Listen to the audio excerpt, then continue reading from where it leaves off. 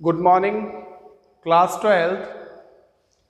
Today we will start chapter number 3 of economics and your topic is national income. As it is clear, national माने होता है राष्ट्रीय, national और income माने होती है आय या आमदनी। तो आज हम जो टॉपिक पढ़ेंगे वो पढ़ेंगे राष्ट्रीय आय के बारे में और उससे रिलेटेड जो एग्रीगेट्स हैं उसके बारे में आज हम बात करेंगे। तो सबसे पहले हम बात करेंगे what is national income. When we are talking about national income we generally talk about the income national income is the sum total of factor income earned by normal resident of a country during an accounting year. एक accounting year में जो normal resident है किसी country का, normal resident समझ रहे हैं, the person basically who is a resident of a particular country. We are talking about Indians who are living here in India only. जो लोग इंडिया में रह रहे हैं एक साल में, एक अकाउंटिंग ईयर में when we are talking about India, तो Indian resident that basically the earning they earn, the income they earn in a particular year. और वो कौन सी इनकम होती है? Factor income. We are not talking about any transfer income. तो difference है बच्चों फैक्टर इनकम में और ट्रांसफर इनकम में। आगे हम उसको पढ़ेंगे क्या डिफरेंस है फैक्टर इनकम और ट्रांसफर इनकम में। तो नेशनल इनकम क्या हो गई? एक अकाउंटिंग ईयर में नॉर्मल रेसिडेंट जो अर्न करता है with in a country. For example अगर हम इंडिया की बात करें तो इंडिया में जो इंडियन रेसिडेंट्स हैं, हम एनआरआई की बात नहीं कर रहे हैं, इंडिया में बहुत सारे इंडिया के अंदर बहुत सारे दूसरे कंट्रीज के भी लोग रहते हैं, वो नहीं हम बात कर रहे हैं। We are talking about the country who are basically Indians, जो खाली जिस देश के नागरिक हैं उसी देश में जो पैसा अर्न कर रहे हैं पूरे पर्टिकुलर ईयर में, उसको हम नेशनल इनकम कहते हैं। तो नेशनल इनकम में हम जो बात करेंगे वो करेंगे फैक्टर इनकम की। अब फैक्टर इनकम में क्या क्या चीजें आती हैं देखो। फैक्टर इनकम में सबसे पहले आता है जो वेजेस और सैलरी हमें मिलती है काम के बदले में, the amount of money you earn in basically in return of the services that you render.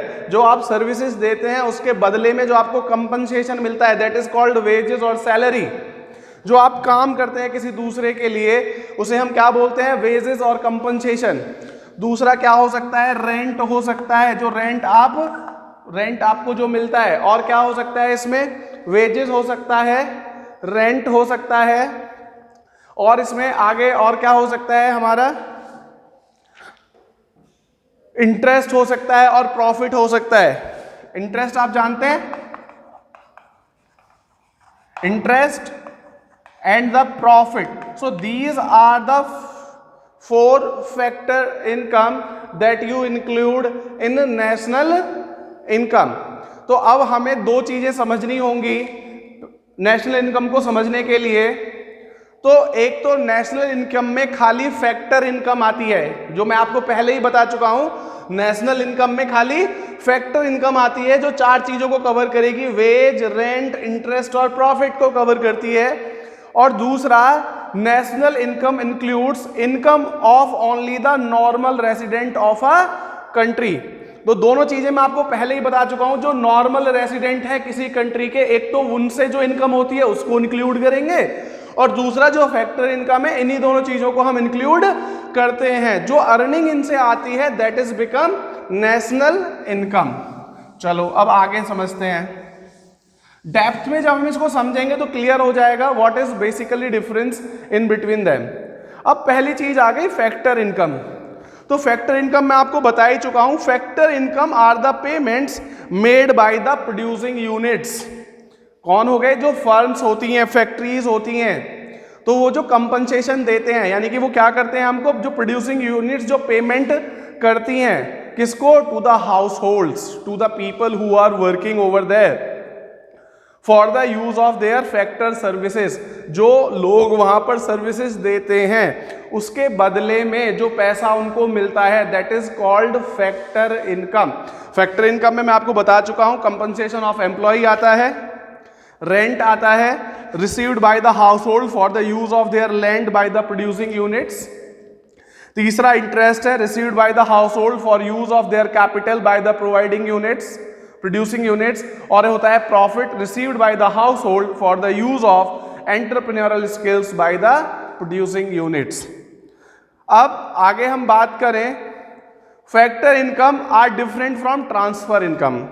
देखो ट्रांसफर इनकम क्या होता है, मैंने आपको पहले भी बताया था कि हम ट्रांसफर इनकम को इसमें इंक्लूड नहीं करते।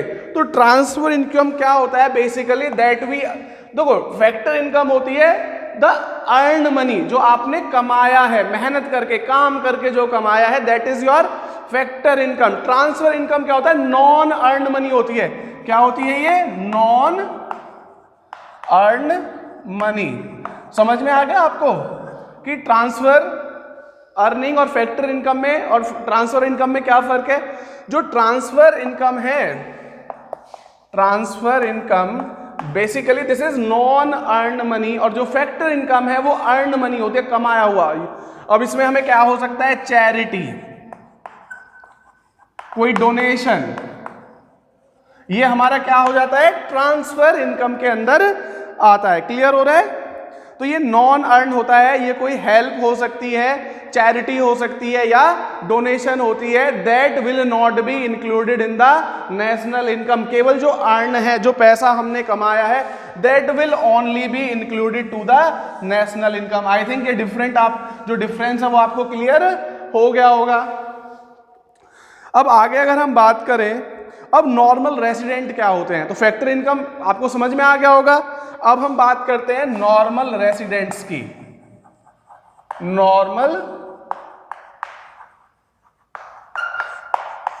नॉर्मल रेसिडेंट्स होते क्या हैं। A normal resident is said to be one, दो चीजें हैं। नॉर्मल रेसिडेंट कौन हो सकता है, who ordinarily resides in the country concern, जो किसी एक पर्टिकुलर कंट्री में रहता है, lived in a concern country. Clear हो गया, सिंपली वहां का निवासी हो। दूसरा, whose centre of economic interest lie in that country, और जिसका इकोनॉमिक इंटरेस्ट उस कंट्री में लाई करता हो। Economic interest lies in that country. For example हम बात करें, जितनी भी मल्टीनेशनल कंपनीज हैं, उनका जो इकोनॉमिक इंटरेस्ट है वो उस पर्टिकुलर कंट्री में लाई करता है जिसमें वो अपना बिजनेस कर रहे होते हैं। फॉर एग्जाम्पल अगर हम एप्पल कंपनी की बात करें, जो एप्पल फोन्स आप यूज करते हैं, मल्टीमीडिया फोन्स एप्पल, उसकी जो मदर कंसर्न है, mother company, company is basically from America, लेकिन जो उसकी पर्टिकुलर सब्सिडरीज हैं, जो जैसे इंडिया में अलग, पाकिस्तान में अलग, चाइना में अलग, तो डिफरेंट जगह पर ये अपना काम करते हैं। तो इसका जो इकोनॉमिक इंटरेस्ट है, अगर इंडिया में अलग ही ऑपरेशंस करते हैं, तो यहाँ पर जो इनकम जनरेट करेंगे ये लोग, वो नेशनल इनकम में इंक्लूड होगा इंडिया के। क्लियर हो रहा है। तो यहाँ पर दो चीजें हैं, एक तो वो उस पर्टिकुलर कंट्री में रह रहे हो, नॉर्मल रेजिडेंट उनको कहा जाएगा, या उनका इकोनॉमिक इंटरेस्ट उस कंट्री में लाई करता हो, तो उसे हम क्या कहते हैं, वहां का नॉर्मल रेसिडेंट कहते हैं। तो अब हम बात करेंगे domestic and national concept of income. I think ये दोनों चीजें आपको क्लियर होगी। नॉर्मल रेसिडेंट कौन होगा और फैक्टर इनकम क्या होगी, दोनों टॉपिक क्लियर हो गए। इन दोनों का जो सम होता है उसी को हम क्या कहते हैं, बेसिकली नेशनल इनकम। इससे जो जनरेटेड इनकम होगी उसे ही हम क्या कहेंगे, नेशनल इनकम। अब अगला जो कॉन्सेप्ट है हमारा, नेक्स्ट कॉन्सेप्ट जो है वो है domestic and national concept of income. अब हमारा सबसे पहले आता है डोमेस्टिक।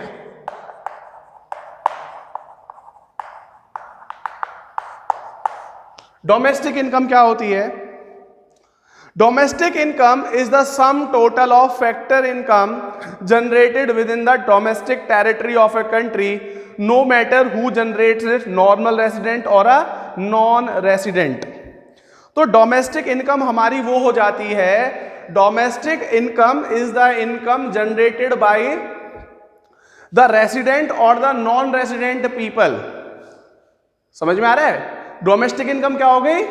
जो हमारे लोग जनरेट कर रहे हैं। For example, if we are talking about the people of a particular country, तो जो भी उस पर्टिकुलर टेरिटरी में, डोमेस्टिक टेरिटरी में एक अकाउंटिंग ईयर में जो भी पैसा जनरेट होगा, चाहे वो नॉन रेसिडेंट या रेसिडेंट कोई भी उसको अर्न कर रहा है, वो उसकी डोमेस्टिक इनकम हो जाती है।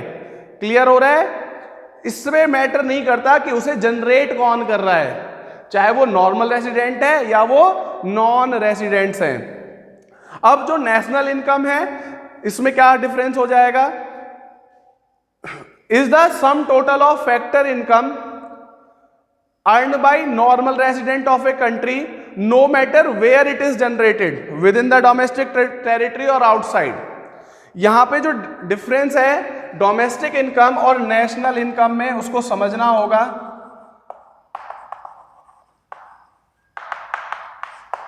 डोमेस्टिक इनकम में जो डिफरेंस है वो ये है, यहां पर हम लोगों में डिफरेंस नहीं करते। whosoever is generating that particular income will be included in domestic income। यहां पर हम जगह को महत्व नहीं देते, wheresoever, यहां पर whosoever है, यहां पर wheresoever है। कहीं पर भी इंडियन, अगर हम इंडिया की बात करें, इंडियन रेसिडेंट द्वारा जो पैसा जमा किया जाएगा, इकट्ठा किया जाएगा, अर्न किया जाएगा, डोनेशन नहीं होना चाहिए, चैरिटी नहीं होना चाहिए, हेल्प नहीं होना चाहिए। क्या होना चाहिए? Factor income generated by all the people of India, whether he is resident और ए नॉन रेसिडेंट, और wherever he is generating that money, that is called national income. लेकिन अगर हम डोमेस्टिक इनकम की बात करें तो ये डोमेस्टिक पेरिफेरी में होता है, with in a domestic periphery, with in the domestic territory.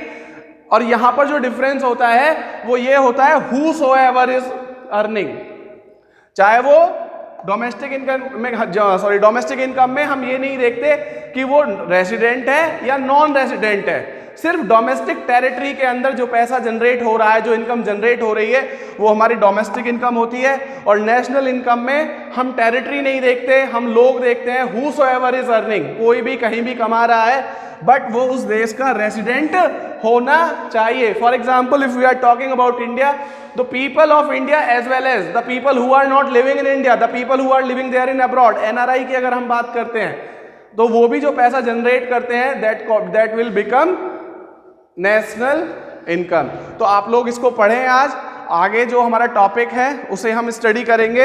अगर आपको इस टॉपिक में कोई प्रॉब्लम आती है तो मेरा जो व्हाट्सएप नंबर है, मुझे आप उस पर मैसेज कर सकते हैं, 9871331793। इस चैप्टर को अच्छे से पढ़ें, ये बहुत इंपॉर्टेंट टॉपिक है और इससे काफ़ी सारे क्वेश्चंस भी आपको एग्जाम में आपको मिलेंगे। तो आप लोग इसे अच्छे से तैयार करिए। Till then have a nice day, bye bye.